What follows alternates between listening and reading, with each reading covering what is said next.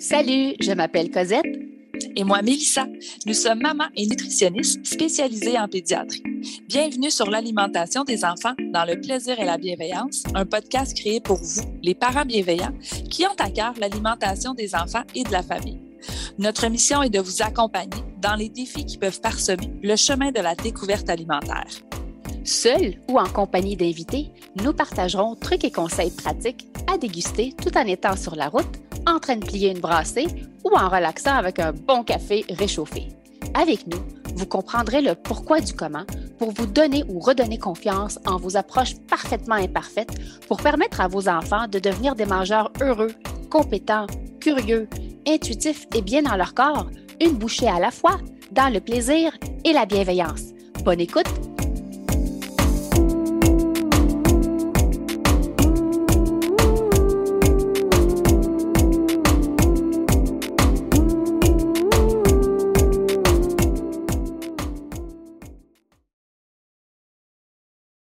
Salut le parent bienveillant et bienvenue au podcast L'alimentation des enfants dans le plaisir et la bienveillance. L'autre question, c'est quelle est la place du lait dans l'alimentation du bébé? Donc, on le sait que quand je dis lait, là, je veux juste être certain que vous comprenez que je parle de lait maternel ou de la préparation commerciale pour nourrissons. Donc, peu importe le lait que vous avez choisi d'offrir à votre bébé, c'est le seul lait qui va répondre aux besoins autant nutritionnels que caloriques chez les enfants jusqu'à l'âge de 6 mois. Un bébé né à terme et en santé, habituellement, n'a pas besoin d'autre chose que du lait jusqu'à l'âge de 6 mois. Et de toute façon, ils n'ont pas nécessairement les capacités orales pour gérer autre chose. En part, parfois, ça, j'ai ouvert une petite parenthèse, puis ça pourra peut-être être le sujet d'une autre capsule, en lien avec la prévention des allergies alimentaires. Donc, c'est là où on peut parfois introduire autre chose que du lait à petite dose, en purée très, très, très lisse, quasiment liquide, comme du lait chez les enfants. Mais ça, vous allez suivre les recommandations de votre médecin allergologue qui suit votre enfant. Ceci étant dit, à partir de l'âge de 6 mois, donc, on commence la diversification alimentaire des enfants, mais le lait a encore une très, très grande place. Donc, on propose le lait à l'enfant en premier et les aliments que j'appelle solides ou complémentaires, le mot le dit, ça vient compléter. C'est important d'introduire à partir de l'âge de 6 mois, de pas trop attendre, même si l'intérêt de l'enfant n'est pas nécessairement là, puis que vous semblez être inquiet en lien avec les quantités, proposez quand même parce que oui, la croissance, les besoins sont grands des enfants en lien avec le fer. Et deuxièmement, c'est qu'il faut, la mastication, c'est un apprentissage. Si je ne mets rien d'autre dans la bouche de mon enfant, il ne va pas apprendre à gérer autre chose. Alors, hyper important pour 2 raisons, pour sa croissance, ses besoins en fer et pour l'apprentissage de la mastication chez les enfants. Donc, on propose le lait. Ensuite, on fait manger l'enfant. La question à 100 pièces, combien de temps entre le lait puis manger? C'est tellement variable d'un enfant à l'autre. Il y en a que c'est 5 minutes, il y en a que c'est une demi-heure, il y en a que c'est 1 heure.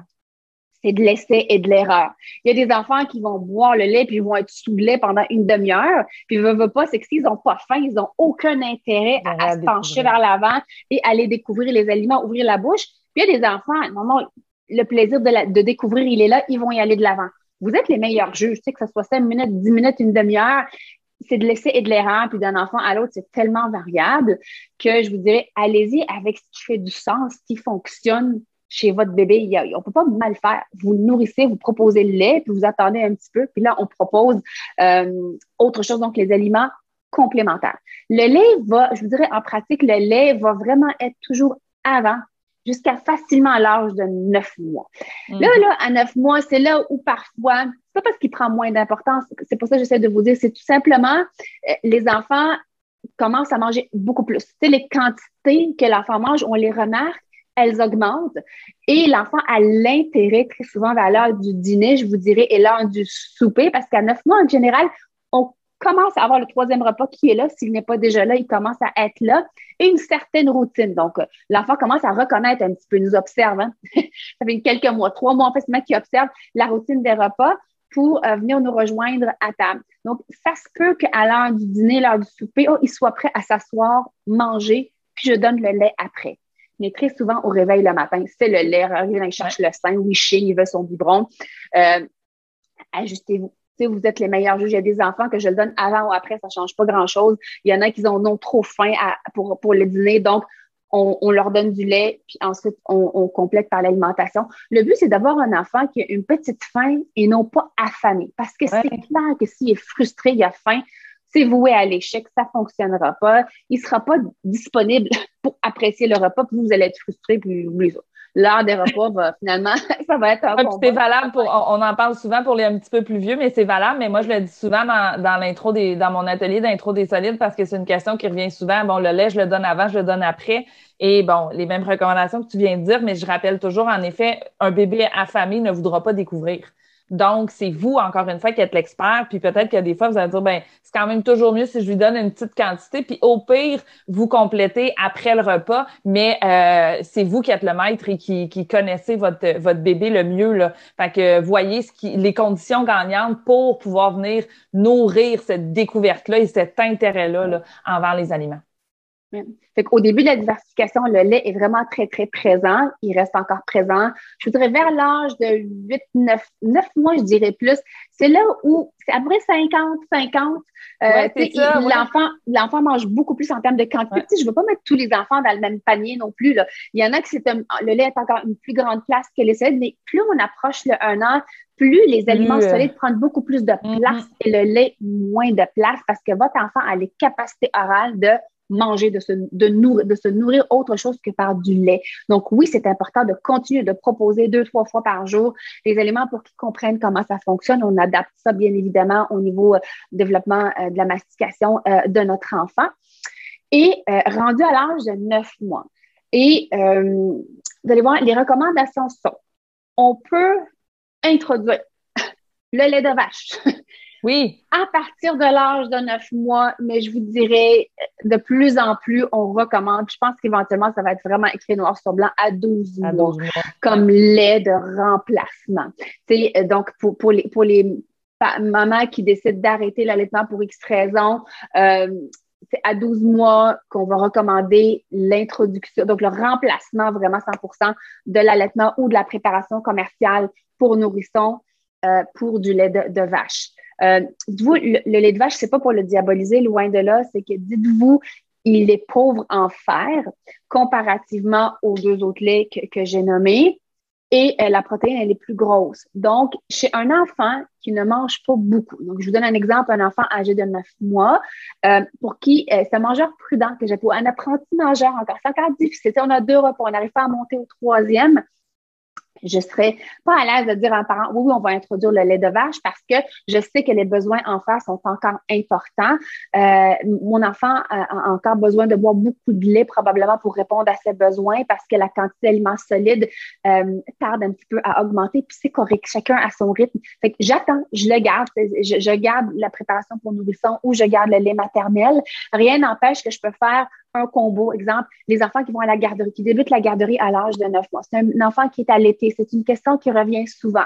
Qu'est-ce que je donne à la garderie? Écoutez, vous pouvez l'allaiter le matin, après son petit déjeuner aussi. Vous pouvez l'apporter à la garderie. Puis s'il voit d'autres amis boire quelque chose, puis l'éducatrice vous demande, est-ce qu'on pourrait lui offrir quelque chose à boire? Si vous tirez votre lait, ça peut être ça. Si vous avez une préparation commerciale pour nourrisson, ça peut être ça. Si vous préférez ne pas acheter de préparation commerciale pour nourrisson et que ce soit le lait de vache ou la boisson que vous préconisez à la maison, ça peut être ça, mais ça ne remplacera pas le lait que vous allez offrir en plus grande quantité. Donc, au retour de la garderie, très souvent, ils s'accrochent, ils s'accrochent comme un panda. Après nous, ils vont chercher le lait, après le souper, au dodo, puis parfois un petit extra, genre à minuit, 1h du matin, puis ils vont s'adapter, les enfants. Oui, c'est ça. Il va peut-être avoir un ou, comme tu dis, c'est pour compléter, donc il va peut-être avoir 1 ou 2 boires dans la journée. Puis là, on parle justement dans des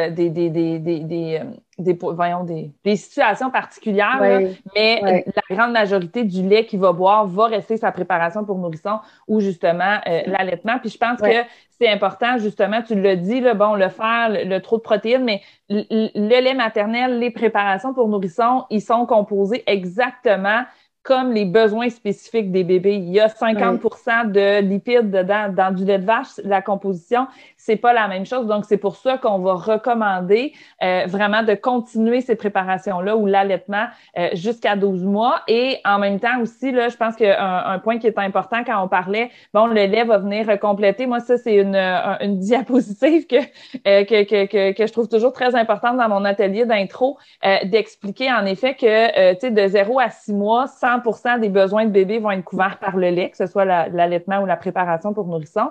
Entre 4 et 8 mois, c'est encore 80% des besoins de bébé qui vont être comblés avec le lait versus 20% par les aliments. Et à partir, tantôt Cosette le disait, à partir de 9 mois, on tombe à peu près dans du 50-50. Donc, le lait a encore une importance qui va être là, mais on voit l'intérêt. Donc, les aliments commencent à prendre un petit peu plus de place. Donc, vous allez le voir aussi par rapport à ça pour venir combler les besoins nutritionnels de bébé. Ouais. C'est vraiment, de façon naturelle, bébé va s'ajuster à ça. Et nous, notre job, c'est de continuer de l'exposer. Puis je pense qu'une autre question qui revient souvent aussi, c'est est-ce que je peux utiliser le lait dans les recettes, le lait de vache? Ça, c'est dès l'âge de 6 mois. Ça fait partie de l'introduction des allergènes. Quand on parle d'introduire le lait en breuvage à boire, idéalement 12 mois, mais dans les recettes, donc dans une recette de muffins, de pain aux bananes, de crêpes, bref, oui, vous allez introduire les produits laitiers, le lait, le yogourt, le fromage, il n'y a pas de souci. Mais pour remplacer, vraiment, on va attendre dans l'âge de 12 mois. Puis là, je voulais juste spécifier, probablement qu'on l'a déjà dit, mais juste pour être clair que tout le monde a le même discours. Tu sais, l'allaitement, on dit jusqu'à l'âge de 12 mois, mais ça peut être jusqu'à 2 ans et au-delà. C'est vraiment minimum qu'on dit ne pas introduire le lait de vache, idéalement avant l'âge de 12 mois, vraiment parce que c'est un aliment qui est pauvre en fer, puis la protéine est un petit peu plus grosse.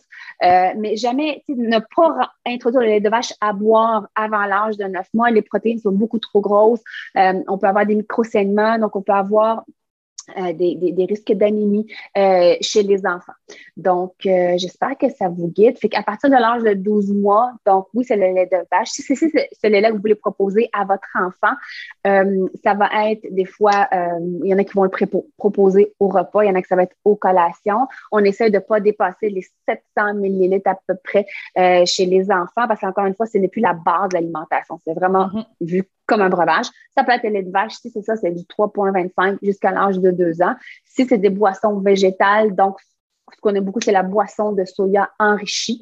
Puis on complète, on ajuste l'apport en corps gras dans l'alimentation de l'enfant. Puis ça, je vais vous ramener peut-être à l'épisode dans lequel on a parlé des boissons végétales. Mais en gros, ça ressemble à ça. Est-ce qu'on a des enfants? Tu sais, souvent, on entend « Hey, mon enfant, c'est un gros buveur. Il boit beaucoup de lait, c'est pour ça qu'il mange un peu moins. » Ça se peut. Puis il y a des enfants qui sont des gros buveurs, puis qui sont des gros mangeurs. Puis on a des enfants qui sont des petits buveurs et des petits mangeurs. Il y a tellement de portraits d'enfants que j'essaie de ne pas les étiqueter. Puis on y va avec ce que l'enfant est capable de faire. Donc oui, je vais proposer du lait à l'enfant. Puis ensuite, on va compléter par l'alimentation jusqu'à, je dis, le lait est en premier, toujours jusqu'à l'âge de facilement 9 mois. Puis à un moment donné, on se pose la question, est-ce qu'il est capable quand même de manger, de s'alimenter autre chose que du lait lorsque je le fais de cette façon-là? Si la réponse est oui, on peut continuer. Sinon, on essaie de faire un petit peu l'inverse. On essaye à un repas, puis voir comment il répond. Ou des fois, ça peut être un petit peu avant, juste pour calmer un petit peu sa faim. On continue avec le repas solide, donc les aliments plus solides, pas juste du lait. Puis, on termine avec le lait à la fin. Il y a tellement de façons de nourrir un enfant autant qu'il y a de bébés. Mais vous êtes les experts. On veut juste que vous sachiez que le lait prend beaucoup de place au début, puis la place va diminuer au fur et à mesure que le bébé grandit, mais on lui laisse le temps d'apprendre à gérer des textures autres que du lait en bouche. Alors, j'espère que tu as aimé cet épisode et si c'est le cas, abonne-toi à notre podcast et si le cœur t'en dit, tu peux nous laisser une note ou un commentaire écrit car c'est comme ça qu'on peut faire connaître ce podcast à d'autres parents, futurs parents, des gens qui gravitent autour de la parentalité en général. Tu peux aussi nous écrire en tout temps. Si tu as des sujets ou des inquiétudes en lien avec l'alimentation de ton ou de tes enfants, ce podcast, on l'a créé pour toi et on souhaite du plus profond de notre cœur de maman et de nutritionniste qu'elle puisse répondre à tes besoins maintenant. Merci tellement d'être là. On a déjà hâte au prochain épisode pour continuer de connecter avec toi et de jaser alimentation des enfants dans le plaisir et la bienveillance. Bye bye et à la prochaine. Bye Nel. Bye Coco.